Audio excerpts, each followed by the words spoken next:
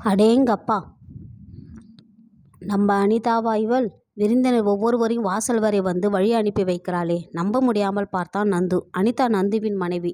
நவநாகரிக மங்கை. உறவினர்கள் யாராவது வீடு தேடி வந்தால் கூட சம்பிரதாயத்துக்கு 4 வார்த்தை பேசிவிட்டு எழுந்து தனது அறைக்கு போய் கம்ப்யூட்டர் முன் அமர்ந்து விடுவாள். நந்துவும் பலமுறை எடுத்து சொல்லி பார்த்து விட்டான். மாறவே இல்லை. யார் வந்தாலும் கவலைப்படாமல் தனது அறைக்குள் சென்று விடுவாள். இன்றைக்கு பார்த்து கடைவீதிக்கு சென்று பர்ச்சேஸ் முடித்துவிட்டு வீட்டிற்கு வந்தால் நட்பு உறவு என்று வரிசையாக கெஸ்ட் ஒவ்வொருவரையும் வாசல் வரை வந்து அனுப்பி வைக்கிறாளே!